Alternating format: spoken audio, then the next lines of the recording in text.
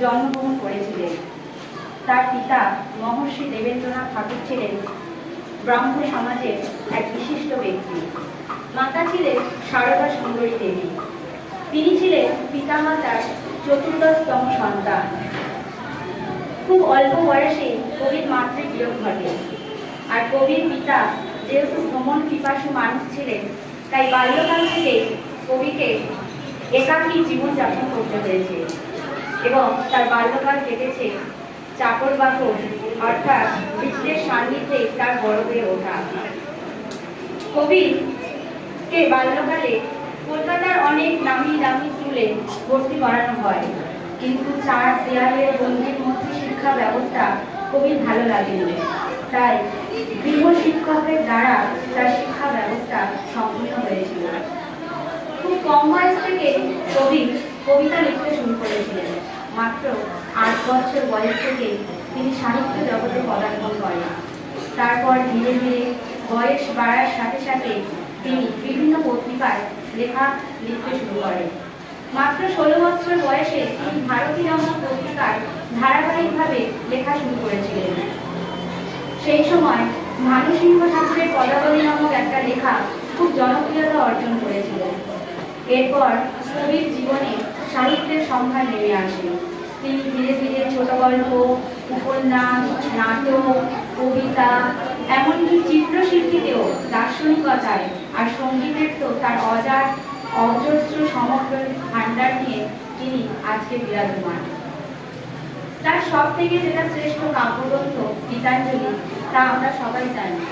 এই গীতাঞ্জলি কাব্যের ইংরাজি অনুবাদের জন্য কবিগুরু 1913 সালে নোবেল পুরস্কার পেয়েছিলেন, যা ছিল এশিয়াদের মধ্যে সর্বপ্রথম তিনি সাহিত্যে নোবেল পান। এরপর ব্রিটিশ শাসকরা তাকে 1915 সালে নাইট উপাধিতে ভূষিত করেছিলেন, কিন্তু 1919 সালে জালিয়ানওয়ালাবাগে হত্যাকাণ্ডের প্রতিবাদে তিনি সেই উপাধি ত্যাগ করেন। কবিগুরুর বাবা মহর্ষি দেবেন্দ্রনাথ ঠাকুর শান্তিনিকেতনে অনেক জমি কিনে রেখেছিলেন। কবিগুরু পরবর্তীকালে সেখানে পাঠ্যভবন নামে এক বিদ্যালয় স্থাপন করেন। সেই বিদ্যালয় ছিল উন্মুক্ত বিদ্যালয়। সেখানে কোনো দেয়ালের বন্দী ছিল না। প্রকৃতির খোলা পরিবেশে শিক্ষা গ্রহণ করাই ছিল কবিগুরুর প্রধান উদ্দেশ্য। ধীরে ধীরে সেই বিদ্যালয় বিশ্বভারতীতে বিশ্ববিদ্যালয়ে পরিণত হয়। কবিগুরুর রচনা সম্পর্কে আমাদের জানার কোনো শেষ নেই। কবিগুরু এতটাই তিনি সাহিত্য রচনা করে গেছেন, যা তার সারা জীবন ধরে একটা মানুষ পড়লেও তা শেষ করা প্রায় অসম্ভব। একটা আকাশকে যেমন মুষ্টিমেয় করা যায় না, তেমনি কবিগুরুকে একটা সভায় আলোচনা করা তাও প্রায় অসম্ভব বলাই চলে। কবিগুরুর রচিত আমার সোনার বাংলা, আমি তোমায় ভালোবাসি আর জনগণ মন অধিনায়ক জয় হে, যথাক্রমে বাংলাদেশ ও ভারত এই দুই দেশেরই জাতীয় সঙ্গীত হিসেবে পরিচিত। এরপর কবিগুরু ধীরে ধীরে তার রচনা, তার সাহিত্য, তার সৃষ্টিকর্ম দিয়ে প্রত্যেকটা মানুষের বিশ্বের দরবারে পৌঁছে দিয়েছেন তার রচনা। প্রত্যেকটা মানুষের জীবনের সাথে জড়িয়ে আছে তার জীবনের কোনো না কোনো রচনা। মানুষের জন্ম কি, মৃত্যু কি, হাসি কি, দুঃখ কি, আনন্দে কি, সবেতেই আমাদের জুড়ে রয়েছে শুধুমাত্র কবিগুরু রবীন্দ্রনাথ ঠাকুর। এই কবি 1941 সালে তার কলকাতার নিজ গৃহে জোড়াসাঁকো ঠাকুর বাড়িতে মাত্র 80 বছর বয়সে তার দেহাবসান হয়। কবিগুরু হয়তো আজ নেই, কিন্তু তার রচনা আকাশে বাতাসে প্রত্যেকটা মানুষের হৃদয়ে, প্রত্যেকটা মানুষ কেন মানুষের দেশে, আমাদের ভারতবর্ষের বাইরেও প্রত্যেকটা দেশের কাছে তার রচনা তিনি পৌঁছে দিয়েছেন। তাই তার সৃষ্টির মধ্যে দিয়ে তিনি আজও অমর হয়ে আছেন। তিনি মৃত্যুতেও লিখেছেন, আছে দুঃখ, আছে মৃত্যু, আছে বিরহ বেদনা, তবুও শান্তি, তবুও আনন্দ, তবুও অনন্ত জাগে। তাই আজকের দিনে আমরা সবাই এখানে শুধু ওনার উদ্দেশ্যে বলতে পারি, কবিগুরুর জন্মদিনে ওনাকে জানাই সশ্রদ্ধ প্রণাম। কবিগুরু লহ প্রণাম। এবং অভিভাবক অভিভাবকবৃন্দ প্রত্যেককে জানাই আমার সশ্রদ্ধ প্রণাম। এছাড়া আমার সহকর্মীবৃন্দ প্রত্যেককে জানাই আমার আন্তরিক অভিনন্দন ও শুভেচ্ছা।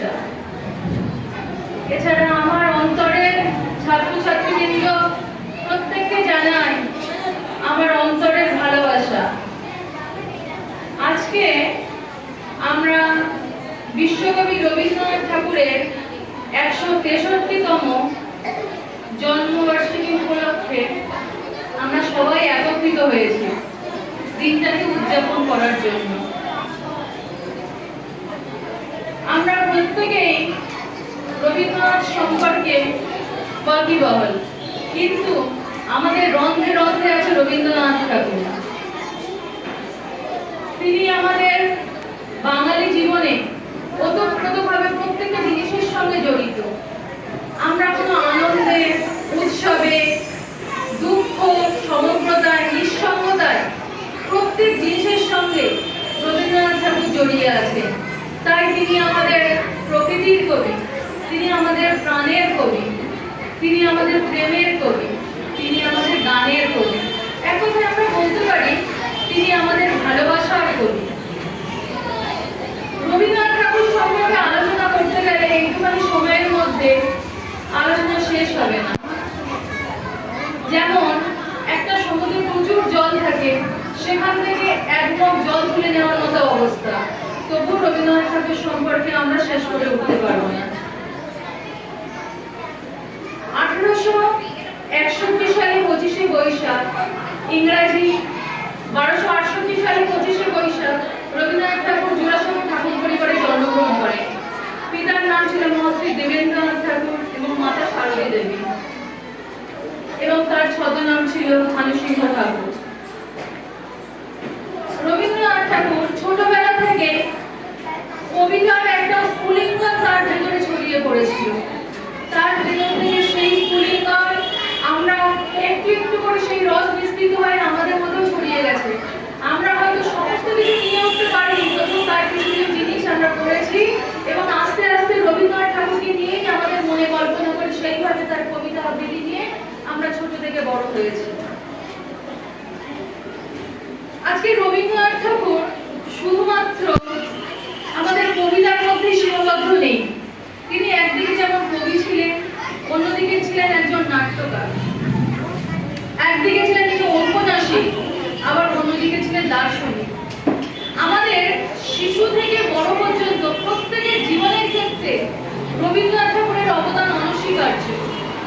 তার কারণ হলো তিনি শিশুদের জন্য যেমন কবিতা রচনা করেছিলেন, তেমনি বড়দের জন্য বিভিন্ন রকম ঔপন্যাসিক, বিভিন্ন রকম দার্শনিক চিন্তা ভাবনার দ্বারা বিভিন্ন রকম নাটক, বিভিন্ন কিছু দিয়ে আমাদেরকে ভরিয়ে দিয়েছে।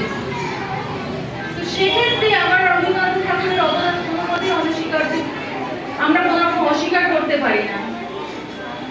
রবীন্দ্রনাথ ঠাকুর ছোটবেলা থেকে স্কুল জীবন তার ভালো লাগতো না, সেই স্কুল জীবন তাকে কিন্তু আকর্ষণ করতে পারেনি। সেই চার দেওয়ালের মধ্যে বন্দি যে স্বাধীনতা ছাড়া শিক্ষা, তিনি সেটাকে আকর্ষিত হয়নি। এই জন্য তাকে কিন্তু স্কুল পালানো ছেলে বলা হতো। কিন্তু সেই স্কুল পালানো ছেলে কিন্তু আজকে বিশ্বকবি। আমরা বিশ্বকবি রবীন্দ্রনাথ ঠাকুর বলে ওনাকে চিনি। আজকে তিনি পুঁথিগত শিক্ষা, সেই পুঁথিগত শিক্ষা থেকে বেরিয়ে তিনি প্রথা বহির্ভূত শিক্ষার দিকেও কিন্তু আকৃষ্ট করেছিলেন। এই জন্য তিনি শান্তিনিকেতনে বলেছিলেন, শান্তিতে যে ব্রহ্মচর্য প্রতিষ্ঠা করেছিলেন সেখানটাই কিন্তু গাছের তলায় পড়ানোর কথা বলেছিলেন। তিনি বলেছিলেন ক্লাসের মধ্যে আমরা চক, ডাস্টার, পুঁথি এইগুলোর মাধ্যমে শুধু শিক্ষা গ্রহণ করবো না, আমরা শিক্ষা গ্রহণ করব এই আকাশ, আলো, বাতাস, প্রকৃতির সঙ্গে মিলেমিশে আমরা শিক্ষা গ্রহণ করব। তাহলে বাস্তবের সঙ্গে একটা মেল বন্ধন তৈরি হবে, তবেই হবে প্রকৃত শিক্ষা। আজকে এই যে আমরা বৌদ্ধিক শিক্ষা গ্রহণ করছি, একটা বৌদ্ধিক শিক্ষা গ্রহণ করলে কি একজনের সর্বাঙ্গীন বিকাশ ঘটে কোনো সময়? ঘটে না। এর জন্য কি দরকার?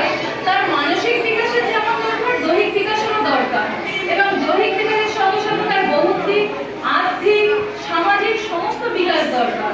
কারণ আমরা জানি সুস্থ দেহে একটি সুস্থ মনের বাস। সুস্থ দেহে যেমন সুস্থ মনের বাস, তেমনি সুস্থ মনেও সুস্থ দেহের বাস। দেহ সুস্থ থাকলে তবে মন ঠিক থাকবে, তবে পড়াশোনায় আমাদের মন বসবে। আর যদি মন ঠিক না থাকে, দেহ ঠিক না থাকে, তাহলে পড়াশোনায় মন বসবে না, সেদিক থেকে আমাদের বৌদ্ধিক বিকাশও হবে না। তাহলে প্রত্যেকটা দিক চিন্তা ভাবনা করে রবীন্দ্রনাথ ঠাকুর আমাদের রন্ধ্রে রন্ধ্রে সেই শিক্ষার বীজ বপন করে গেছে, যাতে আমরা ছোট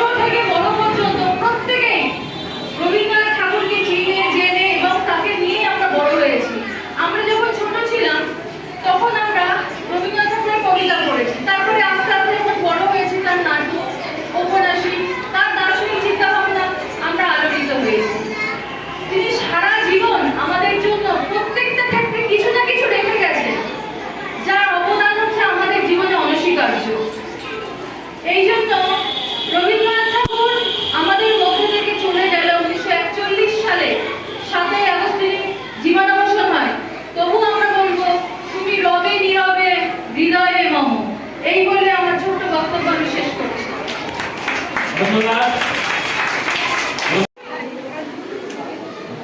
এই সেতুটি হালদার আমাদের প্রাক্তন ছাত্র চন্দন হালদারের স্ত্রী, এই জন্য আমিও খুব আনন্দিত, গর্বিত।